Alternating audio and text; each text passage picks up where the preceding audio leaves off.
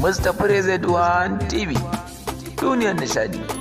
Ni fa nan gaba kaɗan duniyar wata zan koma. Ai wannan duniyar ta mu ce naga yan sa'idu sun yawa. Mai sana'a kwanan nan nake so in wuce. Ina ruwana. Kamata ya mu je tare da kai. Gaskiya akwai matsala. Ba za ka ba kenan. Me yasa ne to? Zan mutu lokacin mutuwa ta bai. Masu iya magana na cewa tambaya na zaune kuwa. Kamar inda kuka sani bana sakaci a duk lokacin da dama ta samu. Abinda duk ya farinta mun to zan kinke samu. To ayi abu a buɗe mana. Idan na mora zan so ku mora. To alhamdulillah. Hakan yasa ban yi kasa a gwiwa ba na kawo muku tallan wani shahararren website na siyar da data. Allah mun gode maka. Shin kuna da labarin Alert Global Data Services? Alert Global Data Services. Alhamdulillah. Website ne da yake siyan muku da data da matukar sauki.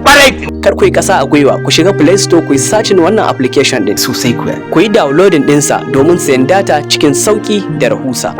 Suna siyar da data MTN, Kaga na biyu, Airtel, na uku, Glo da kuma Etisalat sosai kuwa. Suna subscription din GoTV, kaga na biyu, DSTV, na uku. StarTimes da sauransu. Hakika. Sannan za ka iya biyan kuɗin wuta da shi. Alert Global Data Services. Kar ku bari a baku labari. Ka tabbata? Kwarai kuwa na tabbata, domin ina aiki da shi kuma ina jin daɗin sa. Akanta! Haka kuma masu kasuwancin data ba a bar ku a baya ba. Allah mun gode maka. Za ku iya amfani da wannan application din domin fara kasuwancin data. Hakika. Idan kuma daman kuna yi, ku bunƙasa kasuwancin ku da wannan website. Sosai kuwa. Idan a YouTube kuke kalla, ku duba description din wannan bidiyon. Akwai link da za ku taba ya kai ku cikin wannan application din kai tsaye. Hakko. Alert Global Data Services. Duniyar ku a tafin hannunku.